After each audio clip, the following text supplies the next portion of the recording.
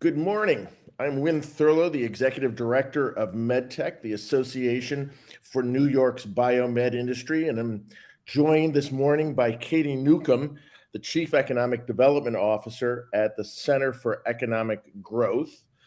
I want to welcome you all to the first installment of our Empire State Focus 22 series, a virtual tour of 5 innovation regions across upstate New York. We begin today with a focus on New York's capital region and the North Country. Excuse me.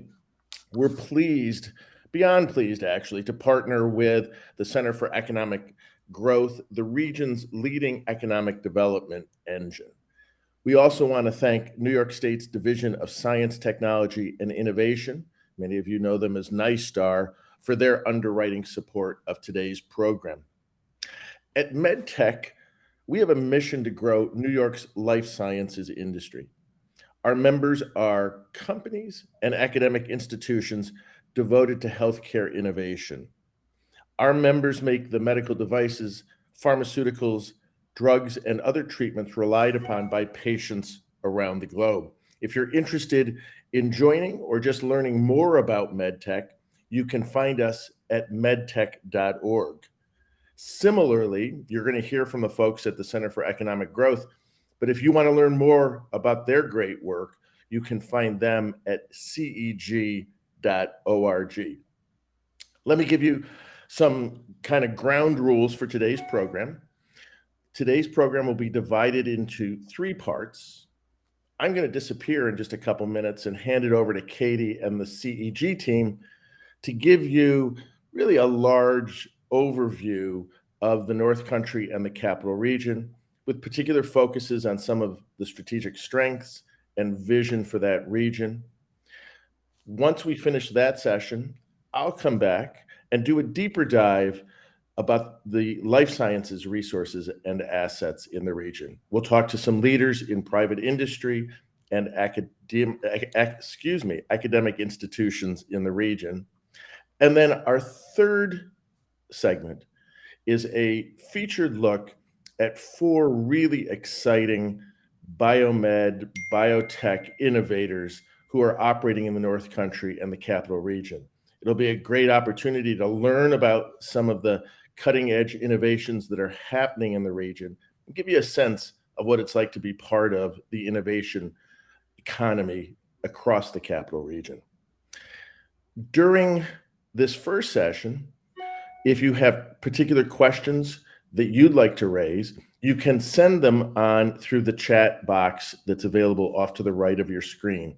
I'll come back at the end of this first session and we'll try to get to as many of those questions as we can. I've done far too much talking and we've got an awful lot to do today. So I'm going to pass it off now to Katie. Katie, I'm going to let you take it. I'll come back at the end of this hour and we'll continue the chat. So thanks very much. Thank you so much, Win. So bear with me. I am going to share my screen with everyone and pull up my presentation.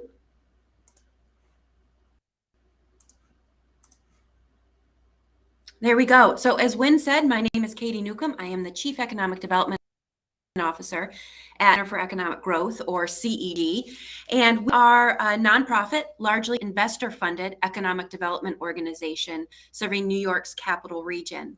We're anchored by Albany. The region consists of 8 counties and a little over 1 million people, so we are about the size of Connecticut, actually. And at the most basic level, CEG's mission is, as its name implies, to drive economic growth.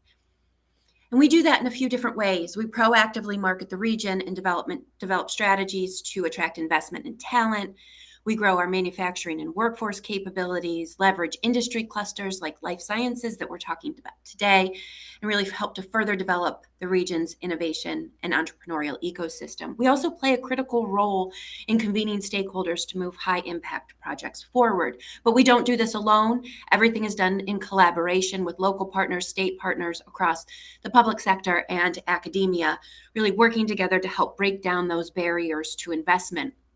We also house a unique regional function called the Manufacturing Extension Partnership, which means that we have state and federal designation and dollars to work with our manufacturing community to help them grow, find new markets, and become more productive. Again, just a few things that we do. We help with site selection, expansion assistance. One of the key things is being that concierge. If you don't know where to start, you can always start with CEG, and we can help you navigate making an investment in the region or finding the right partners. We have a really robust research and analysis in-house capability that really helps companies make a competitive case for why they should invest in the capital region. We can help identify incentives and do resource coordination. We have workforce development consultation and programs. We can help with supply chain development, and then also just help with basic growth strategies and tech acceleration. I want to share a little bit more about the region because we're talking about, my favorite subject, the capital region and North Country of New York. You don't have to read all of this. I know it's a ton of information, but there's a few things to point out. We are relatively affordable. We're a great place to live. The best place to live, actually, according to U.S. News and World Report in New York State, and the top 21st best place to live in the entire United States. We're smart with 24 colleges and universities. We're a great place to raise a family. We're also a really stable economy with 30 plus years of an unemployment rate at or below the national average. And our poverty rate is low compared to the rest of the state. We're connected. We have great access and connectivity through our airport and through our rail system. And we're a really fun place to be. I think that when we look at this leisure and activities section, my favorite stat is the 64 waterfalls. And we do, in fact, have a list of those 64 waterfalls. I want to share a little bit who we are. And why this is a great place to live and why this would be a great place to invest. And this video asset, as well as a ton of information on the region can be found at our website, gocapny.com. I'm going to briefly share this video. New York's capital region.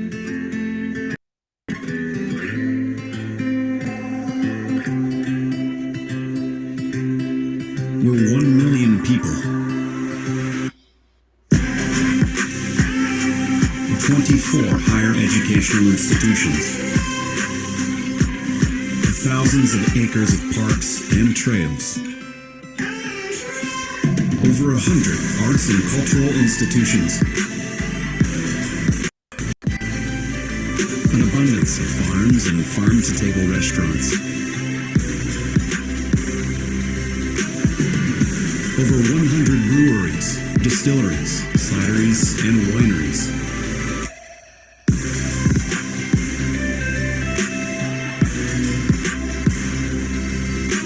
New York's capital region. Together, we're capable of anything. New York's capital region. Oh, hold on. Wait a minute.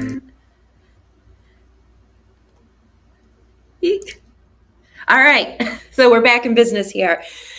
So those are all the things that CEG can do as a resource partner, and why this is a great place to live, but it's also a really great place to work. So we have an incredibly strong, well-diversified economy, and we'll focus on life sciences here for most of the programming today, but we are competitive in a number of different areas, and I do have a resource link here for people to check out after today's programming.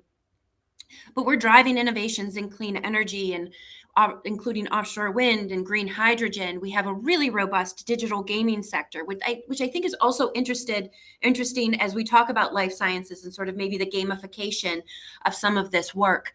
And after me, you will hear from Dave Anderson, the president of New York Creates, where we're going to highlight the semiconductor industry, just to provide that full, more of a fuller breadth of what can be what's driving our region and what could be interesting as far as partnerships or collaboration. We're home to a number of really great companies. These are just a few. So Global Foundries, Plug Power, we're the headquarters for GE Research, and of course our life sciences companies such as Curia, Regeneron, and AngioDynamics. Just a few numbers here to sort of set the stage as we go into our programming today. We have a little over 80 million in annual NIH awards. Our universities are spending in the life sciences space, and we have ample university R&D space, again, committed to life sciences. We also have a number of establishments in the region. And again, this is how we define and talk about our cluster. This is the basis for us to be able to say that we are, competitive and in some ways globally competitive as a region. 112 establishments by payroll, 25 FDA registered medical device establishments, and 40 FDA registered drug establishments. And that 6 active pharmaceutical ingredient manufacturers, and that the pharmaceutical ingredient manufacturers represent the largest concentration in New York State, actually. We also have significant employment in the industry, so a little over 6,700 in the cluster, a little over 3,400 specifically in pharmaceutical and medicine manufacturing. We also have a large concentration in medical equipment and supplies manufacturing. And in fact, Warren County, further north from Albany, has the highest concentration of medical equipment and supplies manufacturing jobs in the U.S. And again, we are strong in the R&D sector, 14th most scientific R&D services jobs among U.S. metros. And we have a talent pipeline, everything from community college to global research universities. And you're going to hear more about some of these assets today, specifically our community college assets with Hudson Valley, as well as the Albany College of Pharmacy and Health Sciences, and specifically some of their workforce training programs. But we have 10 institutions awarding degrees in biological and biomedical sciences, and we are awarding almost 650 degrees annually. So we continue to build this talent pipeline, such that this past week, Albany was actually named the top 25 tech research talent hubs by CBRE. And you'll see that outside of New York and New Jersey, or outside of New York City, Albany is the only city or the only metro area in New York to be named as one of these top 25 tech talent hubs. And so we really benefit from a highly educated workforce, significant concentration of life sciences researchers, and our proximity to Boston, Cambridge, and New York, New Jersey. But recall, we were talking about living here and the lifestyle here. It's proximity, but it's proximity without the price tag. So it's that affordability, it's that space, it's that, dare I say, maybe having a little bit of a smaller market leads to even stronger collaboration, especially when you take into consideration the connectivity. We're also home to the state's lab, Wadsworth. This past year, Governor Hochul announced a pretty significant new construction project to bring Wadsworth into the 21st century and beyond. So $750 million is dedicated to building new laboratory facilities at the Harriman campus in Albany. And, we really believe that as this project unfolds, there will be co-location opportunities and ways to partner and leverage this unique asset in the capital region.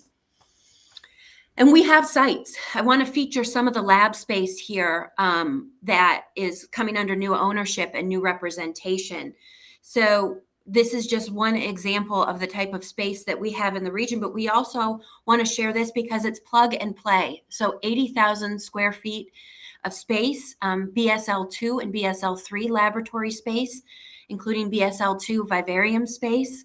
I have had the pleasure of walking through this building, and it's really in some fantastic condition. But recall, CEG can help with site searches. So if you are looking for space, if you are looking for partnerships, introductions, we can do that as a resource. And there's my contact information. And I know that we will be sharing more as this goes on and as we complete the the presentation today, so there'll always be ways to ask questions and get involved. And I am thrilled. I know we're talking about life sciences here today, but I am thrilled to bring on Dave Anderson, who is the president of New York Creates. We talked about a really strong ecosystem in semiconductors and nanotechnology. And we want to be able to highlight that. And we know that there's intersections with life sciences as well. So I'm going to turn it over to Dave Anderson and have him talk to you a little bit more about another industry cluster that is driving growth in our region and beyond. Thank you, Katie. Delighted to be here. See if I can't share my screen. I'm going to give a very brief overview of the semiconductor industry across New York and here in Albany and what we're doing at New York Creates. I came on board as president of New York Creates about 8 weeks ago, so I'm just getting in the thick of things, but I've been in the semiconductor industry my entire career. If I look to, let's see, my slides aren't advancing here. Let's see if I can figure that out. Here we go.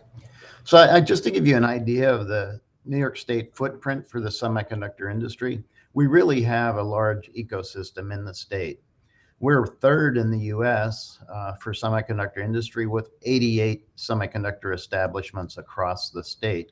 And as you can see on the map, they are distributed across the state, and they're large and small, like IBM, Global Foundries, On Semiconductor, and other small companies and newly established companies here in the state. We're number 7 in the US as far as jobs. We have about 34,000 semiconductor ecosystem related jobs that contributes to $3.5 billion in wages from semiconductor manufacturers in the state. And we're 10th in the nation in exports of semiconductors with about $1.7 billion in exports. So businesses, major universities, and federally funded labs across the state are working together with not just the state government, but also local economic development entities, which have created large manufacturing sites to attract even more companies to the state, and we continue to grow. And that's where New York Creates comes in. We maintain and develop strategic assets across New York and cultivate innovative R&D programs that support the growth of these high-tech companies across New York. Hey, excuse me, Dave. Yeah. I hate to interrupt you. It's terrific. We need to see you in slideshow. Your slides are not advancing for our Really? Now see, how about now? No? Let me see if I can stop and come back in.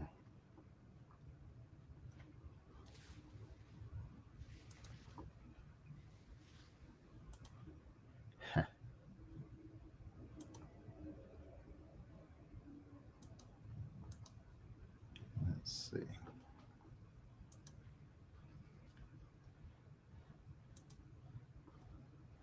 How about now? Are they advancing? They are not. Hmm. You know what, Dave? I'll disappear. We'll see if we can work on the back end, and I don't want to interrupt your program any further. So what slides can you see? Anything? Just well, we can see your first slide, and then I can see in a very kind of small off to the side the thumbnails of the other slides. Interesting. See, all I can see is my main slide. How about if I do it like, how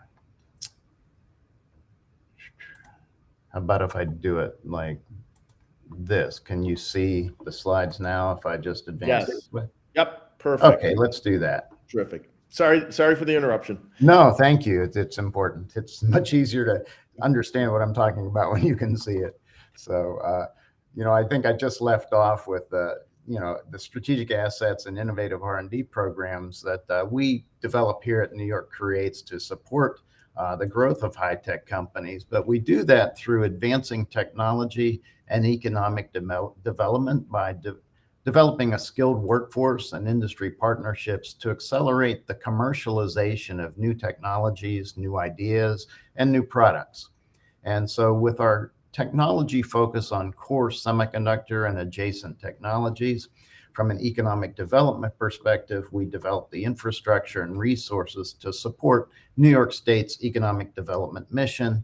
And through the workforce development programs, we work with many public-private programs, provide educational opportunities through the various university engagements, and enable students to access cutting-edge research labs through internships and other partnerships with our industry members. And so we have the ability to advance technology and economy through the site that we operate. And in such, we operate about 10 sites across the state, from Buffalo and Rochester all the way back here to Albany, the largest of which is the Albany Nanotech complex, which is a 300 millimeter semiconductor fabrication facility here in Albany. If we look to that, we have many companies developing different technologies that are all together cooperatively sharing our facilities that we have on site. And you can see in the picture there, we have about 150,000 square feet of state-of-the-art manufacturing clean room facilities with 300 millimeter wafer processing tools, and even EUV, extreme ultraviolet lithography capabilities that enables us to print electronic circuits down to the 2 nanometer dimensions. So the companies and the partners that we're working with are developing advanced logic process for scaling device geometries. We're working in memory technologies, next generation computing, some very advanced packaging and heterogeneous integration packaging techniques, integrated photonics, even quantum computing and power electronics for electric vehicles. But probably what folks are most interested in from this group are the nanobio device capabilities that we have.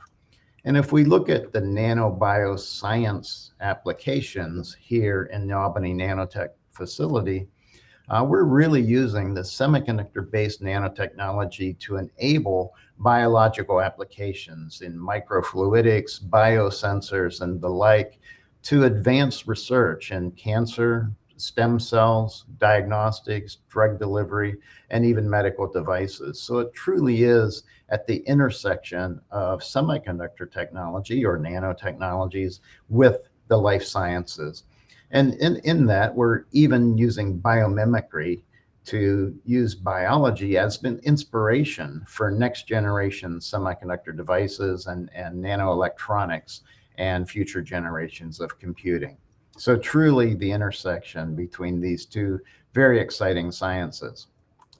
From a workforce perspective, as the industry grows, we clearly need to have a very highly skilled workforce. And it's not just the technologists and engineers that work in the fab or design the products. It's the manufacturing technicians and the facilities technicians that keep the tools and facilities operating, the environmental health and safety engineers who keep our environment clean and employees healthy. But even as we grow, it's very specific construction trades that we need and frankly have a shortage of as we build new facilities. So throughout New York, we have workforce development programs in place that are very comprehensive, engaging with universities across the state. We graduate about 40,000 STEM degrees annually, and that's very important for growth of this industry as well as the life sciences industries. We work with an extensive network of community colleges to support our technician training programs, and we offer hands-on experiential training through internships at our leading edge facilities and even engaging with the construction trades.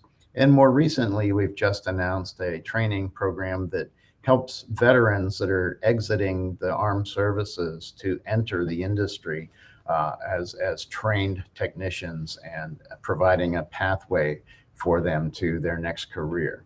So as we look across this, we really feel that the model that's been developed in New York can be scaled nationwide. And that's why we feel that we're so well positioned to support the federal government in its efforts to recapture semiconductor manufacturing in the US through the CHIPS funding. The House and Senate have each passed respective CHIPS Act bills that support about $52 billion in federal investment and incentives to reestablish domestic semiconductor research, design, and manufacturing leadership. More than $30 billion of that is to incentivize companies to build and grow a US-based semiconductor manufacturing base. But the balance of that is to support a network of research and development, prototyping, and workforce development capabilities across the country through a national semiconductor technology center. And that's an area where New York Creates is leading over 75 organizations across 20 states and growing, including universities, national labs, startups, and small and large companies such as IBM and Global Foundries and others, to respond to a request for proposals from Department of Commerce to develop a national semiconductor technology center. We've come together and formed a coalition called the American Semiconductor Innovation Coalition, and we're very aggressively putting the path in place for us to participate in this funding, which should be bringing additional some billions of dollars to New York State for further research and future development for the semiconductor industry. So that's a very quick snapshot of what's going on across the state and what we're doing at New York Creates. If you want to find more information, please visit our website or follow our social media, or I'd be happy to talk to any of you at any time. But at this point, I think I'd like to turn it back over to Michael and Michelle and Christine to talk further on workforce development area in the state, in the region. Thank you.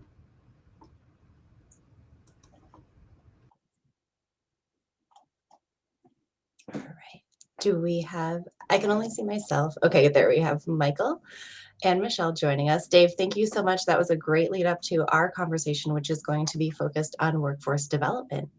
So since we are quick with this discussion, I'd like to skip formal introductions and just dive right in. So we are setting the stage a little bit to discuss with our wonderful partners about their workforce development priorities. So we're going to start with Michelle. Can you please introduce yourself and introduce your organization and just give us a feel for what you're doing, please?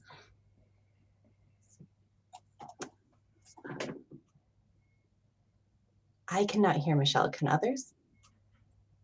Sorry, I thought the host was turning on my mic. No, my apologies. Beautiful, thank you. Okay, good morning. I'm Michelle Lewis, the Executive Director of the Stack Family Center for Biopharmaceutical Education and Training, also known as CBET. Our facility is housed within the Albany College of Pharmacy and Health Sciences and builds on the college's 140 years of training professionals. The Biopharmaceutical Training Center is the only one of its kind housed in a pharmacy school within the entire country. So this provides some great advantages for our trainees. Our faculty and staff are directly engaged in discovery and dispensing of medicines, so CBET fits very nicely with those endeavors. The center strives to connect traditional academia and industry to provide industry-trained professionals. That was a beautiful introduction. Thank you. Michael, can you introduce yourself? Absolutely, and thank you for having me. My name is Michael Shea. I'm a faculty member at Hudson Valley in the Department of Biology, Chemistry, and Physics. And I just wanted to quickly corroborate one thing that was mentioned sort of maybe 20 minutes ago about I'm from Warren County, and I can agree wholeheartedly with the medical device industry in Warren County. Even though Hudson Valley isn't in Warren County, I'm there every day, and that's definitely a solid fact. My background a little bit. I graduated from RPI with a PhD in biochemistry, and came right to Hudson Valley immediately after graduation. And I've maintained ties with my, now I would consider them colleagues and friends. I used to consider them faculty and professors when I was at RPI, and lots of successful collaboration, and most importantly, sending students when they graduate from Hudson Valley to pipeline into RPI and have a great trajectory out of RPI into industry. So that's been a great sort of connection for myself, for me to maintain, and that's trickled down into my student success as well. Perfect. So you both sort of teed up where we're headed next. So let's go one level deeper. I know that you're both doing innovative and important work to prepare workforce for the jobs of today and tomorrow. So can you highlight a couple of your workforce development initiatives for us and tell us about what they are, some recent successes, and anything else you'd like to share about those? And we'll go back to Michael for this one. All right, so Hudson Valley offers many programs that are industry driven and flexible to employer needs in the area. When the student graduates with a degree from Hudson Valley, there's usually an already decided career that they are going to be entering into almost immediately upon graduation. We have programs in the applied technologies, biology, chemistry, and physics. We offer remedial courses where needed. We don't want students who have a desire to come to our school to have to do those remedial courses elsewhere. We want to capture that student immediately, allow them to progress through some very entry-level courses and meet the faculty and meet friends that they're going to progress through these programs with, and then immediately transition right into a degree-bearing program. We have 2 brand new buildings on campus, the Science Center that houses biology, chemistry, and physics, where our department has successful interactions with local industry. And we have the Advanced Manufacturing Building that also has successful collaborations with local industry. Our focus is on immediate job skills that the student will be able to transfer those skills to a functional career almost immediately after getting out of Hudson Valley.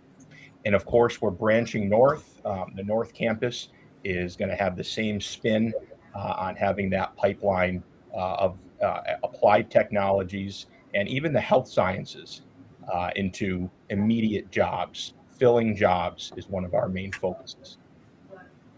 Great, thank you. Michelle, do you want to jump in? Yes, our programs complement Hudson Valley extremely well. So the college offers traditional 4-year programs in microbiology, biochemistry, and health sciences. And then the center, CBET, currently offers a master's degree program in biomanufacturing and bioprocessing. So this degree can be completed in 1 year, and it's very heavily focused on experiential teaching and case studies. We also offer open enrollment programs focused on specific content areas, including microbial fermentation, mammalian cell culture, downstream processing, and QA/QC. All of these programs can be accessed remotely and are offered in the evenings and on weekends to increase accessibility. Then our third educational offering are specialized courses that upskill and reskill workers to meet the changing needs of our industry partners. Many of our students participate in our contract research services to gain experience dictated by the industry needs. At CBET, you can launch your career, strengthen your workforce, and even scale an idea into a company. So we would like to invite the audience to look into our services, particularly our contract research services and our specialized training opportunities. That's great. I actually didn't prep you for this question, so I'm sorry to put you on the spot, but you both mentioned curriculum driven by industry. Can you tell us how you do that? Are you working with advisory committees? Like, what is the link that allows you to provide industry driven curriculum? For CBET, we have an advisory board that consists of 25 industry professionals, many coming from large biopharmaceutical companies, but we also have unique relationships with vendors that inject the latest, greatest technologies into our training programs. So we leverage both our industry contacts, our vendors, and also our alumni network to provide content and feedback for our courses. That's great. Michael, do you want to speak to that too? How you involve industry in curriculum development or curriculum revisions? Absolutely. We have a departmental liaison who is in constant contact with Regeneron. A lot of our students who complete either our biotech associate's degree or our biotech certificate, which is geared towards a student who already has a bachelor's degree and wants to sort of have a career transition or just wants to refine those biotechnology skills. Our department liaison is, as I just mentioned, is in constant contact with Regeneron, and we're constantly doing program revision to try to maintain our focus on making sure our students are well positioned to enter into a job with that company. Also, our deans, the dean of STEM and the associate dean of STEM, are in constant contact with Global Foundries. Our applied technologies, which is housed within STEM, and biology, chemistry, and physics, which is also housed within STEM. We're constantly sending students upon graduation to Global Foundries, and we're trying to continuously modify programming so that we can best fit their needs. Because when the industry needs are best fit, our students are best positioned upon graduation. Yeah, I think that's great. I think it's so interesting to hear you talk about your students going to these positions and creating a feedback loop also. So there's formal ways to get involved through like an advisory committee or that kind of thing and have sort of flexible or content developed that meets a specific industry need. But then you're also, because your students are there, you have this feedback from them of sort of boots on the ground, which I know from my experience with both of you really does allow people to have sort of custom driven curriculum to meet their needs. So Absolutely. I agree with that 100%. And our department is actually a service department for the health sciences at Hudson Valley as well, where our students are involved in clinical rotations and are in hospitals, any healthcare setting in the area, our nursing program, surgical technology, dental hygiene, radiology, respiratory care. Our students are not only learning on site, but they're learning at a facility, a healthcare facility of some form or fashion. And constantly, the constant interplay between our faculty and the professionals at that site is driving that constant renewal of programming and making sure we're meeting the need so that that student upon graduation will be an immediate success in those areas. guaranteed immediate success. I would just like to jump on Michael's comment and add that I agree that going out into the industry and having those internships is a critical part of any training program. Here we require the students to do at least an 8-week internship with an industry partner. And that is a really critical piece of any workforce development program, is that feedback into the program. And I think that internship model and going out into these clinical settings or industry settings is a great way to get feedback directly from the industry partner. Well, and so actually, I'm going to jump off for 1 second, and then I'm going to come back around to ask you to expand about some industry collaborations. But I'd like to take a moment just to talk about, because you both talked about work-based learning so eloquently. So we also have partnered, especially with Hudson Valley, but with other colleges in the area, to work on New York State registered apprenticeship programs. Our educational institutions are wonderful partners on this because as part of a registered apprenticeship, apprentices must complete classroom training as well as do on-the-job training with their employer. So we're bringing these folks who have maybe little or no experience in a field and training them up under the guidance of a mentor through their on-the-job training hours and through their classroom instruction to make sure that they are well-rounded individuals ready to take on new work. And so having such great partners and having such flexibility that is industry focused really allows us to drive these programs forward. And like Dave talked about, we've used this model in the semiconductor industry, and we know that we can bring it to other areas to support those workforce needs. So that's my little pitch for registered apprenticeship if anybody wants to know more. But otherwise, we'll go back to, can you tell me about a successful industry collaboration that you'd like to share with us? We'll go to, well, I guess, does either one of you like to go first? Go ahead. It's me? It's you. Okay. Could you just repeat the question real Yeah. quick? Can you tell us about a successfully industry collaboration? Yeah. I mean, I think I've kind of already filled that one in. We're very proud of our relationship with Regeneron. We're very proud of our relationship with Global Foundries. Different areas of industry, but definitely serving the student population to enter into that industry. We're currently in sort of bouncing around some ideas about, and this actually ties into some preliminary comments earlier about craft breweries or craft brewing, craft beverage industry in the area. We're very interested in perhaps a wine and cider program, maybe sort of diving into some craft brewing as well.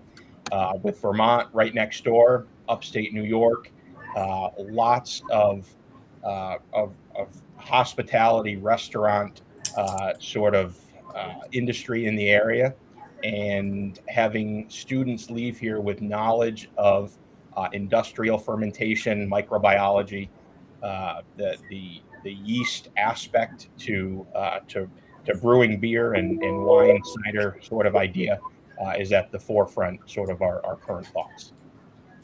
So I would say our intentions are not pigeonholing ourselves into just one area of industry, but being as broad as we can, because we know that our student population is very broad in terms of their interests in career progression.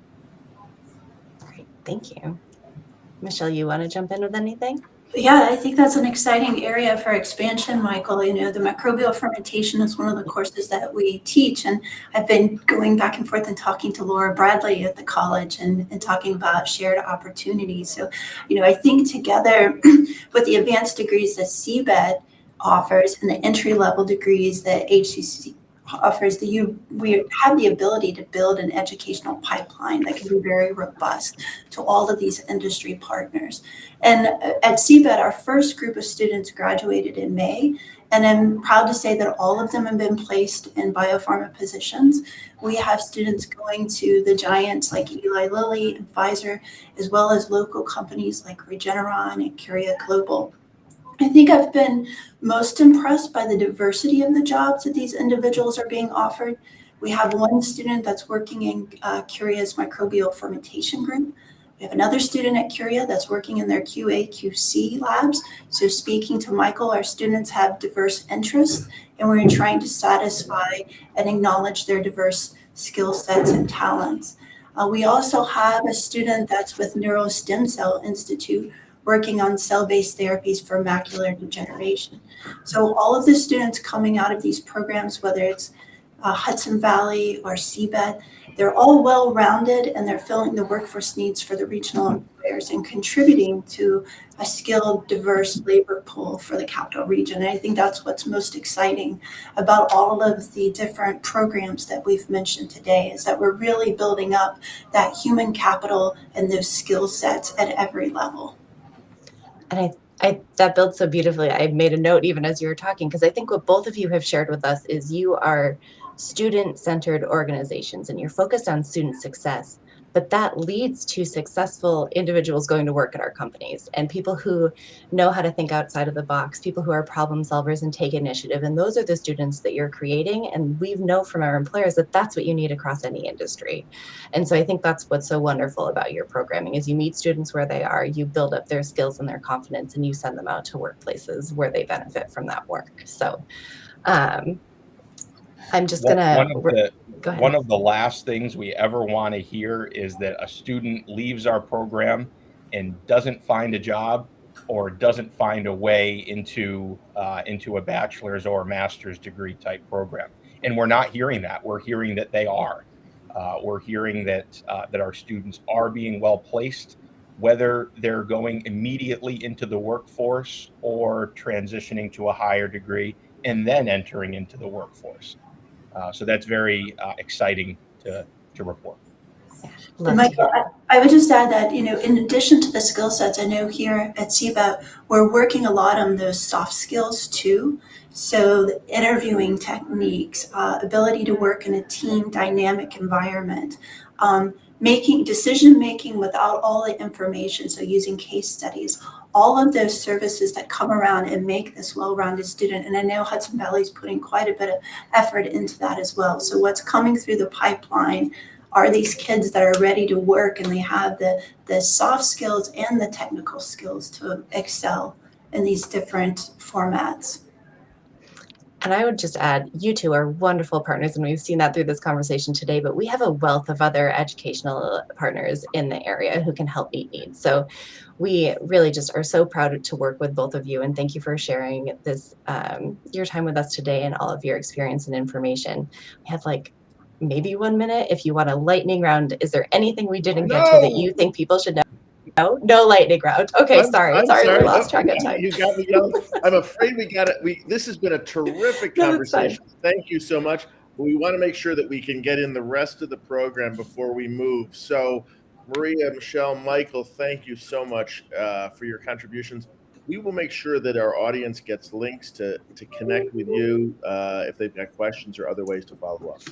Absolutely. Thank you very much. Thank you. Thanks. Pleasure, Michael. Have a good day. You too. Thanks.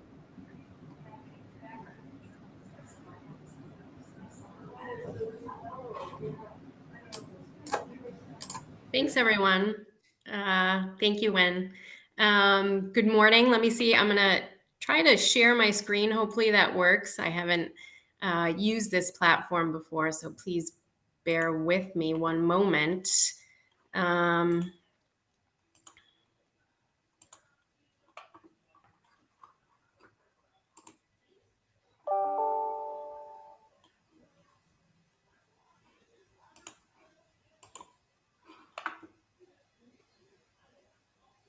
Can everyone see the screen?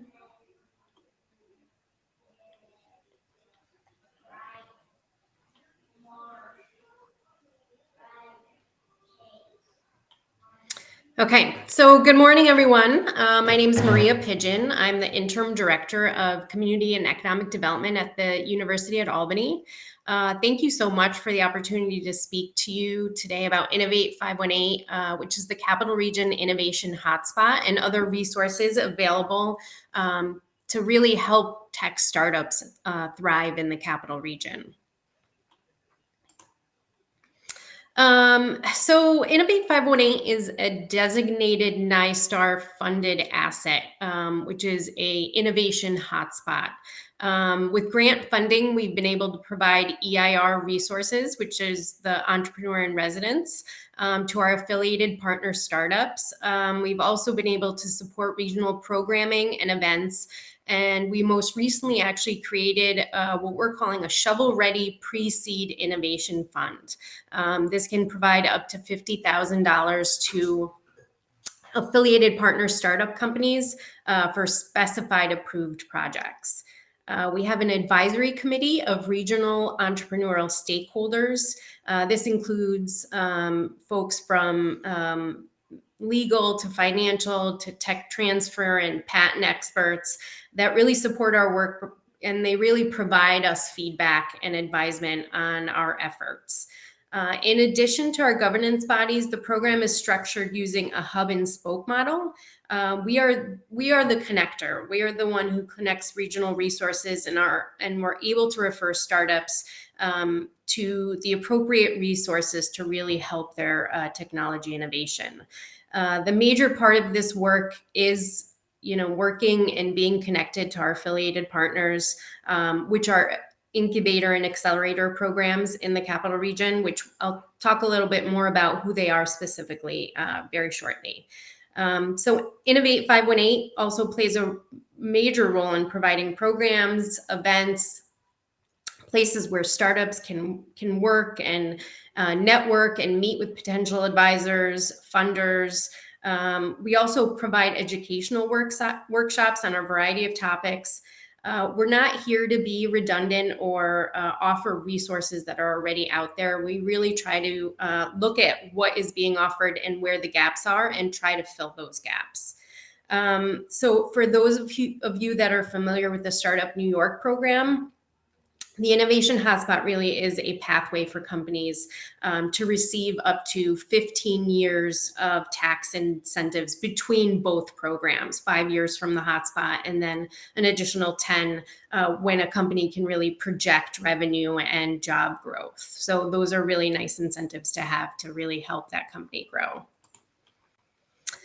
A few years back, we created a short clip to help that we refer people to help really show them what these programs are and how they work together and how we're that first step for technology startups to finding resources. So if I can just show you that really quick. I know we're short on time, but I'd really like to show you this clip. From an idea in the classroom to an invention in the basement or as an established entity starting a new venture. Thanks to a diverse and talented workforce and programs like Innovate 518 and Startup New York, more companies than ever are choosing to start their venture in the capital region of New York State. The mission of Innovate 518 is to drive commercialization and development in the capital region by helping startups move through the formation, validation, and growth stages of starting a business. This is accomplished through a collaborative regional network of affiliated partners, including incubators, accelerators, service providers, and co-working spaces. With Innovate 518, startups have access to funding, facilities, and industry experts. It also offers up to 5 years of New York State corporate tax exemption and sales tax refunds to qualified companies. For more mature startup businesses with predictable revenue and job projection goals, New York State offers Startup New York. In some cases, the program is the next step for companies that have worked with Innovate 518. Startup New York provides 10 years of New York State tax exemptions and sales tax refunds, as well as innovative academic partnerships with direct access to advanced research laboratories, development resources, and experts in key industries. Starting a business is never easy, but access to the right tools can make a world of difference. Together, Innovate 518 and Startup New York help startup companies to not only grow, but thrive in New York State.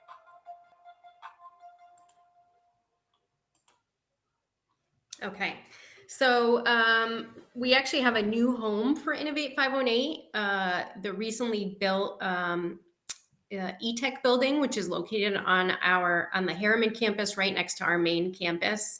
The building is a hub for innovation, scholarship, applied research, commercial development, and it was designed to foster cross-disciplinary collaborations to really help confront complex problems. Everyone is really working together to be able to solve economic and societal issues. Inside this building, students, faculty, researchers, they all work really hand to hand with entrepreneurs to translate any new knowledge into creative solutions and that really fuel economic growth and create jobs.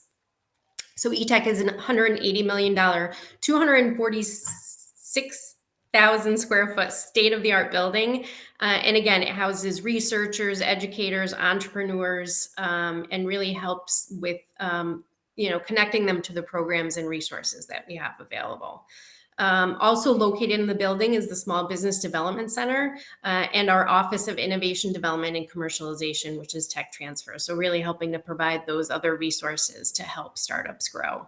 I'd also love to show you I know we're running out of time, a really quick clip, another nice video that really helps show, I can talk, but really seeing what is being offered, I think is really, really important.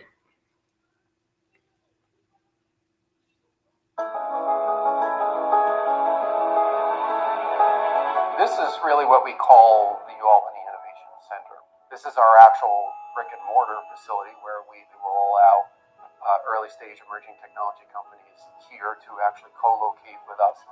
We do also offer a virtual option if they don't wish to take space here in the physical structure where we can still provide them with mentoring, coaching, and support. Business incubators are found in many colleges and universities, and they're really essential places for emerging technology startup companies to be able to do just what the name implies, incubate, to be able to be provided the resources and support needed for early stage companies so that they can move along that commercialization pathway to help get that technology into the market. And then the goal is if that technology is in the market, that's when it can have hopefully societal impact. First tenant that's moved into the facility is a company called True Weather Solutions. They are developing a software platform that assists drone operators who are flying beyond line of sight to be able to have real-time weather information. They're here because of our strength in atmospheric and environmental science and the New York State Mesonet. And that's what drew them here. And that's what's going to draw other companies here. We have other commitments from a company called Emerging Technology Ventures, which is a New Mexico-based precision agriculture company that uses drone technology as well. They wanted a New York operation. To them, they said, what better place to do it than at the University of Albany, where we have all this atmospheric and environmental data that we can capitalize on. We have many of our faculty that are exploring commercialization of their technology in areas of environmental and sustainable engineering, in Alzheimer's detection. So it really is a cross-section across a lot of different areas, but all that aligned with our signature strengths, either in emergency response, cybersecurity, atmospheric environmental science, and various forms of engineering.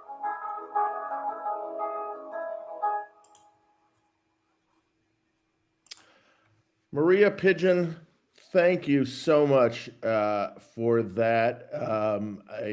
This has been a terrific event, and I hope that folks will connect with you and your programs at innovate518.com. I'm afraid we've pushed the ends of our envelope, excuse me, in terms of our time, so we'll need to move on to our next segment. But I want to thank again Katie Newcomb and the terrific team at the Center for Economic Growth. We will follow up with our audience with connections and contact information. There's been an awful lot in this first hour. We've got an awful lot coming up in the next two segments. So I hope you'll continue to stay with us. We'll return in about 5 minutes with a deeper dive into the life sciences. In the meantime, thank you so much for attending this first session. Thank you.